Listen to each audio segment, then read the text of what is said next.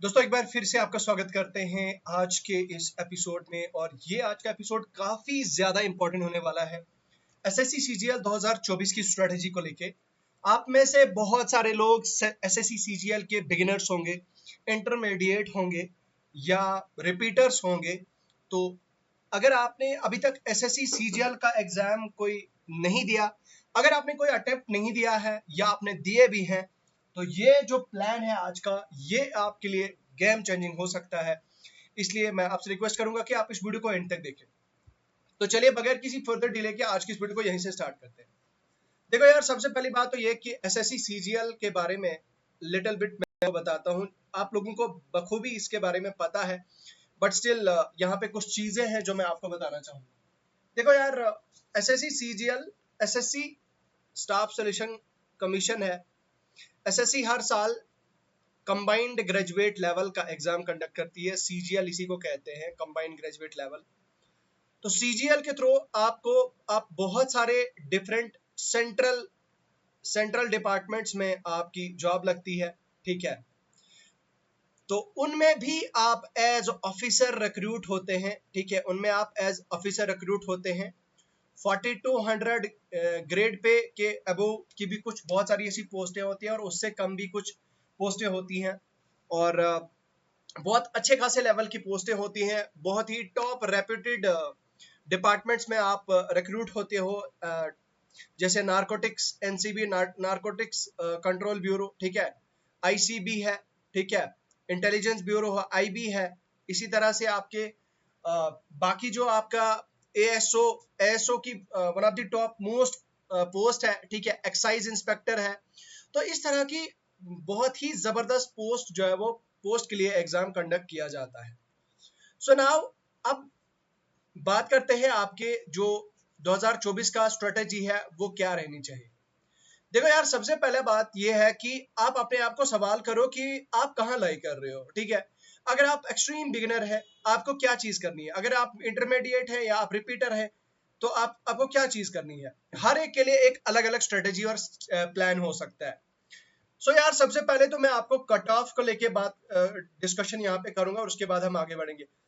देखो यार, आप जानते हैं कि एग्जाम का पैटर्न हमारा इस तरह से है। यहाँ पे आप देखिए, हमारा एग्जाम का जो पैटर्न है, पहले हमारा टायर वन होता है। टायर वन होता है यानी कि पहले फेज वन पेपर होता है। फेज वन पेपर को अगर आप क्वालिफाई करते हैं तो आप फेज टू में जाते हैं। फेज टू में जाने के बाद आपकी जो है वो फाइनल मेरिट लिस्ट में जो है वो आपकी सिलेक्शन होती है। अब कहने में जो यार टफ लग रहा है, डिफिकल्ट लग रहा है, इतना ज्यादा ये डिफिकल्ट है नहीं यार। देखो, यूपीएससी का भी आपको पता होगा कि पहले प्री होता है, फिर मेंस होता है, फिर इंटरव्यू होता है। लेकिन यहाँ पे ऐसा मेंस, यहाँ के जो यूपीएससी का है, यहाँ पे टोटली डिफरेंट है। पैटर्न भी डिफरेंट है। सिलेबस थोड़ा बहुत सिमिलर हो सकता है, लेकिन सारी चीजें जो है वो अलग अलग हैं एज कंपेयर टू यूपीएससी। अब यूपीएससी में क्या होता है कि पहले प्री होता है। प्री अगर आप क्वालिफाई करते हैं, फिर आप मेंस लिखते हैं और फिर इंटरव्यू होता है आपका। अब यहाँ पे तो मेंस क्या होता है कि यहाँ पे आपका प्री में, यूपीएससी में आपका मेंस डिस्क्रिप्टिव होता है, ठीक है। डिस्क्रिप्टिव यानी कि आपको जो है वो आंसर राइटिंग करनी होती है, ठीक है। आंसर राइट करने होते हैं। कॉपीज दी जाती हैं आपको, क्वेश्चन पेपर्स दिए जाते हैं। जैसे स्कूल्स में आप, कॉलेजेस में आप आंसर राइटिंग करते हैं, वैसे ही आपको यहाँ पे आंसर राइटिंग करनी होती है। आपके पेपर्स होते हैं। खैर, let's not get into it. हमें थोड़ा प्रोसेस को समझना है, थोड़ा कंपेयर करना है। तो यहाँ पे मेन में आंसर राइटिंग करनी है और करनी होती है। और जो ये भी क्वालिफाई कर लेता है, फिर उसका एक फॉर्मल इंटरव्यू होता है एक बोर्ड के सामने, यूपीएससी के। यहाँ पे वहां पे जो है वो बोर्ड के मेंबर्स बैठे होते हैं कैंडिडेट के सामने, और उससे उसके डैफ के बेसिस पे उससे सवाल पूछते हैं। लेकिन यहाँ पे हमारा थोड़ा सा शॉर्टकट प्रोसेस है। शॉर्टकट शॉर्टकट और थोड़ा इजी प्रोसेस है, ठीक है। देखो यार, टायर वन अगर आपका क्वालिफाई हो जाता है तो टायर टू आप देते हो। टायर टू में भी जाने के बाद सीधा सेलेक्ट हो जाते हो आप। लेकिन टायर टू का जो गेम है दोस्तों, टायर टू यहाँ पे ये दोनों ऑब्जेक्टिव टाइप होते हैं। आप नोट कीजिएगा। आप में से जिसको पता नहीं है वो उसको बता देता हूं। ऑब्जेक्टिव टाइप, अब जो जिसको पता है ये चीज, वो थोड़ा आगे करके वीडियो को फास्ट फॉरवर्ड करके आगे देख सकते हैं।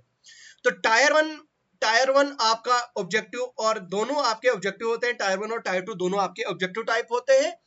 और ऑब्जेक्टिव टाइप में फिर ये यहाँ पे इसके सेक्शन वाइज होते हैं, सेक्शंस होते हैं। सेक्शंस में अलग अलग क्या सिलेबस रहता है, यार उस पर भी हम बात करेंगे। लेकिन मुद्दा ये कि ये ऑब्जेक्टिव टाइप ही पूरा आपका पेपर होता है, यानी कि पूरा का पूरा आपका नॉलेज चेक किया जाता है, आपकी प्रैक्टिस चेक की जाती है, सारी चीजें जो है वो आपकी देखी जाती है। अब यहाँ पे आपका जो पैटर्न होता है, सिलेबस क्या होता है, सिलेबस में आपका जनरल इंग्लिश होता है, इंग्लिश आपके 25 क्वेश्चंस होते हैं 50 मार्क्स के। उसके बाद रीजनिंग आपका 25 क्वेश्चंस होते हैं 50 मार्क्स के, यानी कि इन सब की चारों की इक्वल वेटेज है। जीके का आपका 25 क्वेश्चंस होते हैं 50 मार्क्स के, और मैथ्स का होता है आपका 25 क्वेश्चंस 50 मार्क्स के। तो ये आपका टोटल 50 मार्क्स का होता है आपका पेपर, 50 मार्क्स का एक सेक्शन होता है, और पूरा जो पेपर होता है ये आपका 200 मार्क्स का होता है, ठीक है, 200 मार्क्स का ये टोटल आपका पेपर होता है। नाउ अब थोड़ा सा कट ऑफ को लेके बात करते हैं, जो प्रीवियस ईयर के कट ऑफ्स रहे हैं उनको लेके बात करते हैं। अब ईयर वाइज मैंने यहाँ पे वैकेंसीज लिखी है, ईयर लिखा है, वैकेंसीज लिखी है और कट ऑफ लिखा है। देखो यार, ये जो यहाँ पे वैकेंसीज है, पहले तो ईयर है 2019 2019 में आपकी 9500 के आसपास ऐसी वैकेंसीज आई थी, 9500 वैकेंसीज आई थी, जिसका कट ऑफ गया था 147 आउट ऑफ 200। ये नोट करने की जो है वो चीज है, it is noteworthy and I request you all to note this. उसके बाद 2020 का तो आपको पता है कि भाई थोड़ा कोविड का इशू हो गया था और उसमें कोई वैकेंसी नहीं आई, ना ही कोई एग्जाम हुआ। उसके बाद यार 2021 में आपका जो वैकेंसीज है 7686 वैकेंसीज आती हैं, और इसका कट ऑफ जाता है 130। इसका कट ऑफ कितना जाता है 130। उसके बाद 2022 में आपकी आती हैं 37,409, ठीक है, 37,000 सबसे ज्यादा वैकेंसीज आपकी आई थी अभी तक की, सबसे ज्यादा वैकेंसीज 37,409 वैकेंसीज, जिसमें आपके 114 कट ऑफ गया था आपका, ठीक है, इसमें आपका 114 कट ऑफ गया था, 114 आउट ऑफ 200 आपका कट ऑफ गया था, ठीक है। मैं 200 यहाँ पे साथ साथ लिखते जा रहा हूं ताकि आपको ये यहाँ पे रहे। उसके बाद साल 2023 लास्ट ईयर की बात करें तो 8,415 टोटल वैकेंसीज आई थी, जिसमें आपका 150 कट ऑफ गया था आउट ऑफ 200। तो यानी कि आप देख सकते हैं वैकेंसीज के अकॉर्डिंग आपकी वेरिएशंस इन कट ऑफ देख सकते हैं आप। ये प्रीलिम्स, यहाँ पे प्रीलिम्स का कट ऑफ है, मैं यहाँ पे बता दूं आपको, ये प्री का यानी कि टायर 1 का जो है वो कट ऑफ है। अब यहाँ पे आपकी वैकेंसीज के हिसाब से आपका कट ऑफ जो है वो अलग अलग वेरी कर रहा है। अब अगर कोई मुझसे पूछे कि सर हमें बताइए कि 2024 का 2024 का कट ऑफ क्या जा सकता है, देखो यार, कट ऑफ प्रिडिक्ट करना इज नेक्स्ट टू इम्पॉसिबल, लेकिन हाँ आपको एक रेंज लेके चलनी है। जैसे कि मान लो फॉर एग्जांपल आप 140 का टारगेट लेके चल सकते हैं, 140 या 145। मेरे हिसाब से अगर आप 145 प्लस टारगेट करके चलते हैं तो वो ज्यादा बेटर रहेगा, वो ज्यादा अच्छा होगा, ठीक है। 145 प्लस ऐसी वैकेंसीज जो है वो आप टारगेट करके चल सकते हैं, माफ कीजिएगा, कट ऑफ टारगेट करके चल सकते हैं। तो 145 प्लस जो है वो आपका स्कोर आना चाहिए मॉक टेस्ट वगैरह के हिसाब से। तो फिर जो है वो आप मान के चलें कि यहाँ पे 145 ओपन मेरिट का जो है वो कट ऑफ जाएगा। नाउ आई होप यहाँ पे आपको चीज क्लियर हो गई होगी। 17 और ये जो नंबर ऑफ वैकेंसीज है दोस्तों, ये बढ़ सकता है, ये 20,000 के आसपास जा सकता है, ये 20,000 के आसपास जो है वो प्लस माइनस हो सकता है, 20,000 के आसपास। अभी कुछ डिपार्टमेंट्स की रेफरेंस जो है वो पेंडिंग है, तो जो है वो ये आ सकता है। नाउ अब अगर हम सब्जेक्ट वाइज की अप्रोच की बात करें, क्या आपकी अप्रोच होनी चाहिए। देखो, जैसा कि मैंने आपको कहा कि भाई यहाँ पे आपके 25 क्वेश्चन आपके मैथ्स के आते हैं, 25 क्वेश्चन आपके रीजनिंग के आते हैं, 25 क्वेश्चन आपके जीएस के आते हैं, 25 क्वेश्चन आपके इंग्लिश के आते हैं। टोटल हो जाता है आपका 100 क्वेश्चंस आते हैं, आपके एमसीक्यूज आते हैं, जिसमें आपको कितना करना होता है 200 जो है वो आपका मार्क्स का होता है, ठीक है। 200 मार्क्स का जो है वो आपका पेपर होता है, और जिसमें आपको 140 प्लस जो है वो स्कोर करना होता है, और 155 प्लस। अब यहाँ पे मैथ्स का, अब देखो मैथ्स में जो 25 क्वेश्चन आएंगे, 25 में से आपको टारगेट रखना है कि भाई 20 से लेकर 22 के बीच में आपके क्वेश्चंस निकलने चाहिए। इतना जो है वो आपका, इतने 20 से 22 इतनी तैयारी होनी चाहिए कि आपके 20 से 22 क्वेश्चन आपके मैथ्स के ठीक होने चाहिए। गोया कि आपका स्कोर जो है वो फिर 40 से 44 के बीच में चला जाएगा, मतलब इसके बीच में जो है वो आपका मैथ्स का स्कोर जो है वो आना चाहिए। नेक्स्ट, रीजनिंग की अगर बात करें तो रीजनिंग में आपके 22 से लेकर 24 के बीच में क्वेश्चंस ठीक होने चाहिए, जिसमें आपका 44 से लेकर 48 के बीच में जो है वो आपका स्कोर आना चाहिए। जीएस की बात करें तो 14 से लेकर 16 के बीच में आपके जो है वो मार्क्स आपके क्वेश्चंस ठीक होने चाहिए, जिसमें आपका 28 से लेकर 32 के बीच में मार्क्स जो है वो, यहाँ पे मैं लिख लेता हूँ एक बार, मैंने मार्क्स लिखा हुआ है ऑलरेडी, तो ये आपके मार्क्स जो है वो इतने आपके आने चाहिए। और 21 से लेकर 22 आपके इंग्लिश में टारगेट होना चाहिए, 20 से लेकर 24 के बीच में आपके क्वेश्चंस ठीक होने चाहिए, और इसमें आपका स्कोर जो है वो 42 से लेकर 48 के बीच में जो है वो आना चाहिए। तो दैट मीन्स कि जो जो आपके स्कोर रेंज है वो 150 से लेकर 170 के बीच में होनी चाहिए। फिर आप अपने आप को सेफ जोन में मान सकते हैं, फिर आप अपने आप को सेफ मान सकते हैं, और फिर आप अपने आप को जो है वो सिलेक्टेड मान सकते हैं, फिर आपके सिलेक्ट होने के चांसेस होंगे। ठीक है, तो ये तो रहा टारगेट बाय टारगेट आपका कितना रहना चाहिए। नाउ अब आपने क्या चीज ऐसी करनी है कि आप जो है वो 2024 की एसएससी सीजीएल की नौकरी ले लें, आपको ये जॉब मिल जाए। सबसे पहली बात तो ये कि आपने स्टेप फर्स्ट आपने क्या काम करना है, आपने एनालिसिस करना है, सेल्फ एनालिसिस। ठीक है, सेल्फ एनालिसिस, खुद को एनालाइज करना है। ठीक है, खुद को एनालाइज करना है, किसके जरिए से, वो मैं बताता हूं आपको, मॉक टेस्ट के जरिए से। ठीक है, मॉक टेस्ट के जरिए से अपने आप को एनालाइज करना है कि आप कहां पे लाई कर रहे हो।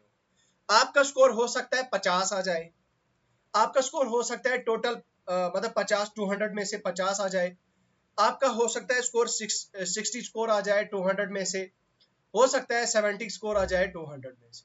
ठीक है, तो कुछ भी आपका स्कोर हो सकता है यार, या ऐसा भी हो सकता है कि भाई 200 में से 110 120 प्लस आ सकता है आपका score, depending upon your level. अभी आपका क्या लेवल है, क्या है, क्या आप बिगिनर हैं, क्या है, व्हाटएवर जो भी आप है। तो आपने मॉक टेस्ट देना है। मॉक टेस्ट क्या करना है, आपने गूगल पे जाना है, आपको टेक्स्ट बुक का one of the best platform है, टेक्स्ट बुक का आपने मॉक टेस्ट लेना है। मॉक टेस्ट मतलब वहां पे देंगे उनका फ्री मॉक टेस्ट जो है वो फ्री मॉक टेस्ट अवेलेबल होता है। ठीक है, और वो मॉक टेस्ट आप दें, मॉक टेस्ट देने के बाद आपको पूरा दिखाएगा कि भाई आप स्ट्रांग किस में और वीक किस में है। आप एक बार आप जब अपने स्ट्रांग एरियाज और वीक एरियाज जब फाइंड आउट करेंगे, स्ट्रांग और वीक एरियाज फाइंड आउट करने के बाद you will get to know कि आपको मैथ्स में कितनी मेहनत करनी है, आपको रीजनिंग में कितनी मेहनत करनी है, आपको इंग्लिश में कितनी मेहनत करनी है, और आपको जीके में कितनी मेहनत करनी है। यहाँ पे आपका जो चिट्ठा है दोस्तों, जो वो सारा का सारा रिजल्ट वो आपके सामने आ जाएगा, और वहां पे आपको पूरा एनालिसिस करके बताएगा कि भाई साहब आपका स्ट्रॉन्ग एरिया कौन सा है और आपका वीक एरिया कौन सा है, किस पे आपने काम करने की जरूरत है और किस पे आपने काम करना है। नाउ अब मान लो आपने सारा कुछ कर लिया है, सारी डिसीजन ले लिए हैं, हाँ भाई ठीक है, मेरा मुझे मॉक दे दिया मैंने, अब मुझे डिसाइड मैंने फाइनली कर लिया है कि अब मैंने नेक्स्ट 4 मंथ्स के लिए जो है वो 4 मंथ्स के लिए गायब हो जाना है। ठीक है, मैंने नेक्स्ट 4 मंथ्स के लिए जो है वो सारी चीजों को, डिस्ट्रैक्शंस को कट ऑफ करना है, सारी चीजों को हटा देना है। अब आपको क्या काम करना है, अब आते हैं स्ट्रेटेजी को लेके। स्ट्रेटेजी क्या रहनी चाहिए, देखो यार सब्जेक्ट वाइज स्ट्रेटेजी होगी आपकी। सबसे पहले बात करें आपके इंग्लिश की। इंग्लिश में अगर बात करें तो इंग्लिश में होता है आपका रीडिंग कॉम्प्रिहेंशन, वोकैबुलरी होता है। ठीक है, वोकैबुलरी होता है, और होता है आपका रीडिंग कॉम्प्रिहेंशन, वोकैबुलरी, और होता है आपका ग्रामर। तो ये तीनों आपको कैसे करने हैं, इसके लिए आपको हमारे इंडिया के टॉप एडुकेटर्स, मैं उनका नाम लेना चाहूंगा यहाँ पे, जैसे नीतू सिंह मैम है, नीतू सिंह मैम है, ठीक है, नीतू मैम है। उसके बाद जयदीप सर है, जयदीप सर हैं, ठीक है, जयदीप सर हैं। और उसके अलावा रानी मैम है, ठीक है, रानी मैम है। ऑल्दो मैंने उनमें से किसी से भी मतलब नहीं पढ़ा है, लेकिन वो काफी ज्यादा पॉपुलर है, और उनकी बहुत ज्यादा जो है वो उन्होंने सिलेक्शन दिलाई हैं, जो टॉपर से हाईली मतलब जो है वो सजेस्टेड टॉपर्स की जो ये टीचर्स हैं, बहुत ज्यादा जो है वो इनका चला है। नाउ अब आपने क्या काम करना है, सबसे पहले तो आपने YouTube पे जाना है, आपने नीतू सिंह मैम की कोई एक लेक्चर देखनी है, आपने नीतू मैम को देखना है, पढ़ना है, आपने 1 घंटे का मतलब आधे घंटे का 1 घंटे का जो भी इनका लेक्चर यूट्यूब पे आपको मिलेगा वो आपने देखना है। आपको ये चीज देखनी है कि भाई नीतू मैम से मेरे को समझ आ रहा है या नहीं। मतलब ग्रामर आपने पढ़ लिया, ग्रामर आपने चेक कर लिया कि भाई क्या मुझे नीतू मैम से समझ आ रहा है या नहीं, ठीक है। और भी बाकी बहुत सारे अच्छे अच्छे जो है वो इंग्लिश टीचर्स हैं। मैं यहाँ पे जो है वो हाईलाइट नहीं कर रहा, मतलब यहाँ पे प्रमोट नहीं कर रहा किसी को, बट ये मेरे माइंड में थे इसलिए मैं आपको ये चीज जो है वो सजेस्ट कर रहा हूँ। तो अब ये चीज आपने क्या काम करी कि आपने नीतू मैम की सबसे पहले एक लेक्चर देख ली कि नीतू मैम ने क्या पढ़ाया है। 1 घंटे में आपने मतलब पहला जो स्टेप है ना, हमारा जो है वो रिसोर्सेज को डिसाइड करना है, ठीक है। डिसीजन ऑफ रिसोर्सेज, ये हमारा पहला स्टेप है। तो अब लेक्चर सुन लिया मैम का आपने, 1 घंटे का लेक्चर देख लिया, नोट्स मतलब नोट्स अगर चाहे तो बना सकते हैं, ठीक है। आप जस्ट टेस्ट करने के लिए बता रहे हैं कि ठीक है भाई मेरे को मेरी मैम से ट्यूनिंग फिट बैठती है या नहीं, मेरे को मैम का समझ आता है या नहीं, तो आपने ये चीज चेक कर ली। उसके बाद ठीक है कोई बात नहीं, आपने नीतू मैम का सुन लिया, कोई बात नहीं, एक बार आप जयदीप सर को भी सुन लो।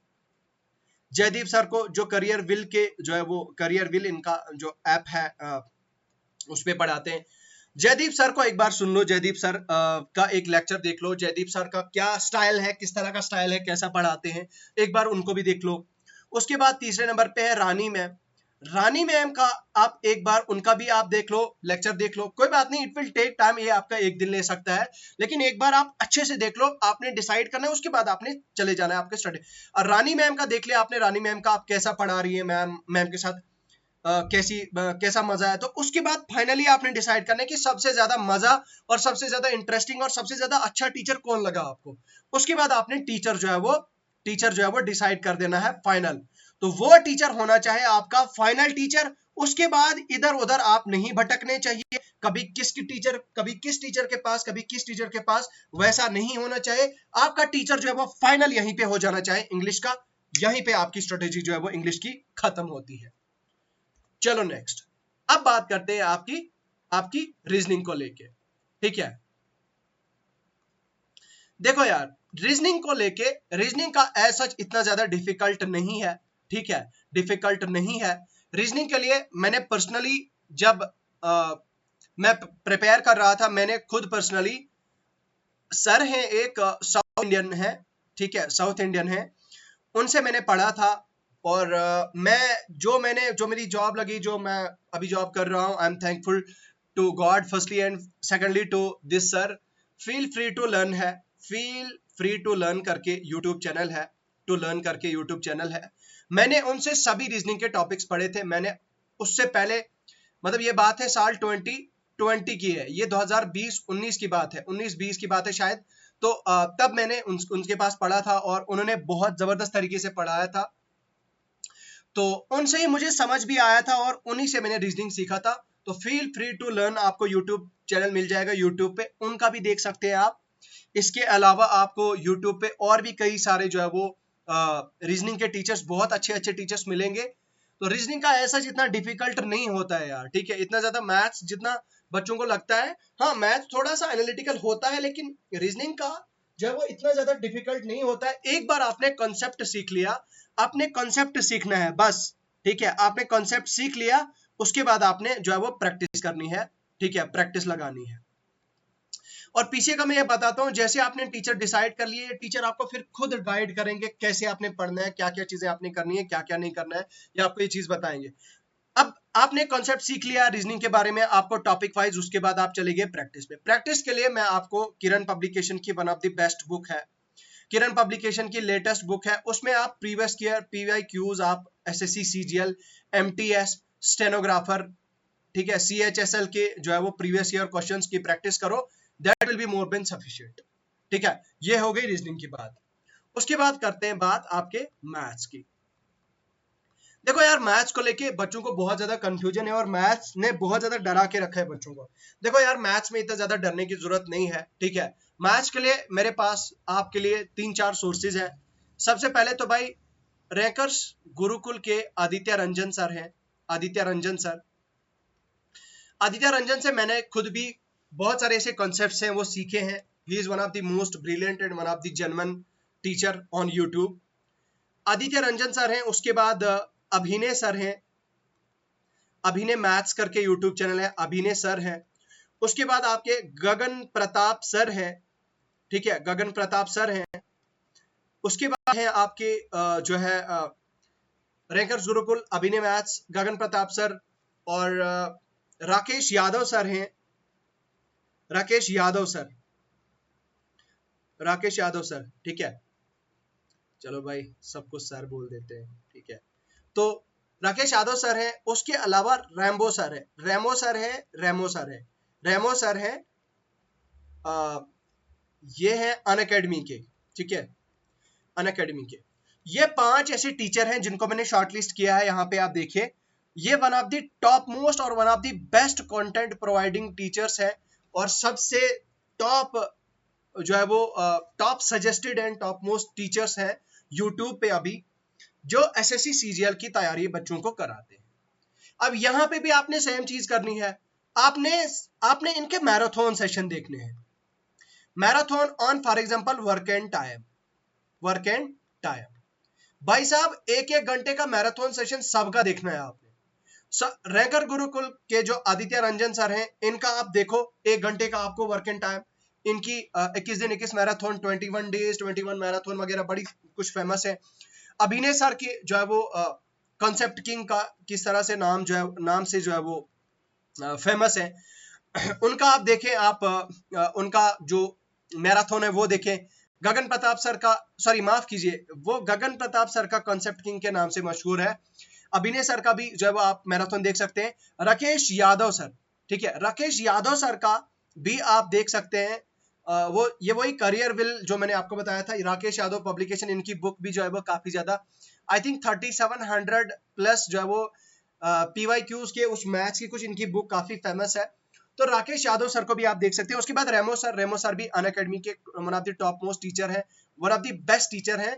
तो इनमें से सबको आप देखें, 1-1 घंटे का आप इन सबका मैराथन सेशन लें, और उसके बाद जब आपका डिसाइड हो जाए ना भाई, जब आपका डिसाइड हो जाए कि भाई अब आपका फाइनल टीचर कौन है, फाइनल गुरु कौन है, मतलब गुरु तो ये सारे हैं, लेकिन फाइनल जिसके पास आपने पढ़ना है वो आपने डिसाइड कर लिया, उसके बाद चाहे कुछ हो जाए, आपने अपना सोर्स, आपने अपना टीचर जो है वो चेंज नहीं करना है। मतलब ऐसा नहीं होना चाहिए कि वर्क एंड टाइम आपने आदित्य रंजन से पढ़ लिया, अभिनय सर से कुछ और पढ़ लिया, परसेंटेज पढ़ लिया, और time speed and distance Rakesh Yadav sir से पढ़ लिया, रेमो सर से कुछ और पढ़ लिया। ऐसा नहीं होना चाहिए भाई, एक ही टीचर को आपने डेडिकेटेडली ब्लाइंडली फॉलो करना है। फिर ब्लाइंडली, मेरे वर्ड को थोड़ा गौर से सुनिए, ब्लाइंडली आपने इन टीचर्स को, इनमें से जो आपका शॉर्टलिस्ट टीचर आप करोगे, जिसके साथ आपकी ट्यूनिंग फिट बैठती है, जिसके साथ आपकी ट्यूनिंग मैच होती है, उसको जो है वो फॉलो करो। आई नो यूट्यूब पे बहुत सारे लोग जो आपको स्ट्रेटेजी शेयर करेंगे, वो ऐसे इस तरह से अनफिल्टर्ड और अनएडिटेड और इस तरह की जो है वो वीडियो आपको नहीं देंगे, क्योंकि कंपटीशन है। अल्टीमेटली मैं भी एक यूट्यूबर हूं भाई, तो मैं किसी यूट्यूबर को ऐसे फजूल में क्यों प्रमोट करूं। अब क्योंकि मेरे को पता है कि भाई इन टीचर्स की काफी ज्यादा जो वो डिमांड है, ये टीचर्स काफी one of the best teachers है, इसलिए I am recommending you, suggesting you कि आप इन टीचर्स को एक बार देख ले, और उसके बाद आप ना जो है वो इनका अपना टीचर डिसाइड कर ले। लास्ट एंड फाइनल है आपका जीके। देखो यार, जीके के लिए आपकी जीके के लिए मैं आपको अलग अलग स्ट्रेटेजी बताऊंगा, मेरी खुद की स्ट्रेटेजी मैं बताता हूं आपको, वन ऑफ दी मतलब यूनिक स्ट्रेटेजी रहेगी। जीके में आपको जो आपकी जनरल साइंस है, जनरल साइंस के लिए इंसाइक्लोपीडिया ऑफ साइंस जो है वो साइंस अरिहंत की है बुक, थोड़ी सी बल्कि सी बुक है, आप उसको एक बार पढ़ लें। अगर आप वो नहीं करना चाहते तो मैं आपको पूरे सोर्सेज बताता हूं। देखो, आपने ना सब्जेक्ट वाइज अप्रोच रखनी है, ठीक है, सब्जेक्ट वाइज अप्रोच रखनी है। अब पॉलिटी के लिए मैं अब ये नहीं बताऊंगा कि लक्ष्मीकांत पढ़ो, बिल्कुल भी नहीं। पॉलिटी हो, जियोग्राफी हो, हिस्ट्री हो, इकोनॉमी हो, एनवायरमेंट हो, और आपका ये जो ऊपर मैंने क्या कहा आपको, जनरल साइंस हो, इन सब के लिए आपका एक लिमिटेड सोर्स जो है वो होना चाहिए, ठीक है, इन सब के लिए आपका एक लिमिटेड सोर्स होना चाहिए, ठीक है। यहां पे एक और चीज ऐड करना चाहूंगा, जिस भी टीचर को आपने पढ़ना है उससे पढ़ें, ये यहाँ पे शीट्स वगैरह भी प्रोवाइड करते हैं, ठीक है। अगर आपने ऑलरेडी बहुत सारा पढ़ रखा है तो आप भाई किरण पब्लिकेशन की बुक ले सकते हैं प्रीवियस ईयर की, उससे प्रैक्टिस जो है वो कर सकते हैं अगर आपने इन टीचर से नहीं पढ़ना। ये है आपका जो है वो सब्जेक्ट वाइज अप्रोच। पॉलिटी में आप देखिए किरण पब्लिकेशन की इसमें भी आपने बुक लेनी है, ठीक है। किरण पब्लिकेशन की आपने बुक लेनी है प्रीवियस ईयर क्वेश्चंस की, और उसमें आप देखिए कि भाई पॉलिटी में जितने भी पीवाईक्यूज किए हैं थीम बेस्ड आपने स्टडी करनी है। आपने सिर्फ वही जो है वो थीम बेस्ड स्टडी करनी है जो ज्यादा से ज्यादा पूछा गया, जिसमें से सबसे ज्यादा पूछा गया है वो पॉलिटी आप वहां से करें, वो आप पीवाईक्यूज वहां वो करें आप कवर, ठीक है। उसके बाद जियोग्राफी, आपका हिस्ट्री, इकोनॉमी, तो इनके लिए आपको ल्यूसेंट जो है वो सफिशिएंट होगी, ल्यूसेंट जीके सबके लिए सफिशिएंट होगी, और टॉपर्स की भी जो है वो रिकमेंडेड सजेस्टेड बुक है और सबसे बेस्ट है, ठीक है। अब साइंस की मैंने आपको क्यों कहा, देखो ल्यूसेंट जीके से तो अगर आपको लगता है कि जनरल साइंस का जो है वो थोड़ा सा जो है वो अगर आपको लगता है कि कवर हो गया तो यहाँ पे इस बल्कि बुक को लेने का फन नहीं बनेगा। हालांकि ये सीडीएस बाकी उन एग्जाम्स के लिए काफी रिलेवेंट है, ये आपकी encyclopedia general science by Arihant, लेकिन स्टिल अगर आपके पास टाइम है तो आप इसको रिकमेंड कर रहे हो तो, बट प्राइमरीली मैं आपको ये कहूंगा कि आप ल्यूसेंट जीके फॉलो करें। तो ल्यूसेंट जीके के बाद पढ़ने के बाद आपकी 1000 रिविजन्स करें, और 1000 रिवीजन करने के बाद आप करने के साथ साथ आपने पीवाईक्यूज जो है वो एसएससी के फॉलो करने। अगर आप जेके एसएसबी के एस्पिरेंट है तो ये अगर आप ये प्लान अगर आप फॉलो करते हैं तो this is going to be the game changing plan for you, ठीक है। तो ये एक गेम चेंजिंग प्लान हो सकता है आपके लिए, अगर आप जेके एसएसबी के एस्पिरेंट भी हैं तो ये आपके लिए बहुत ज्यादा इंपॉर्टेंट रहने वाला है। बाकी यार आप हमारे टेलीग्राम चैनल को ज्वाइन कर सकते हैं, अगर आपकी कोई डिमांड है, कोई क्वेरी है, आप हमें सजेस्ट कर सकते हैं वीडियो की डिस्क्रिप्शन में, कमेंट सेक्शन में आप बता सकते हैं कि भाई साहब आपको किस चीज को लेकर वीडियो चाहिए, वो आप हमें जरूर बताएं। बाकी यार आप हमारे टेलीग्राम चैनल को ज्वाइन करें, टेलीग्राम चैनल का लिंक आपको वीडियो के डिस्क्रिप्शन में मिल जाएगा। आप हमारे यूट्यूब चैनल को सब्सक्राइब करें, यूट्यूब चैनल को सब्सक्राइब करें, ठीक है। यूट्यूब चैनल को सब्सक्राइब करने के साथ साथ आप हमारी मोबाइल एप्लीकेशन को भी जो है वो डाउनलोड कर सकते हैं। तो दोस्तों इन्हीं के साथ, इन्हीं वर्ड्स के साथ मैं रुखसत होना चाहूंगा। आपकी खुद की अगर कोई सजेशन है तो आप हमें कमेंट सेक्शन में लिख के बताएं, हम जो है वो आपकी सजेशन को भी डेफिनेटली लेना चाहेंगे। बाकी अभी के लिए फिलहाल इतना ही है, मुझे दीजिए इजाजत, खुदा हाफिज।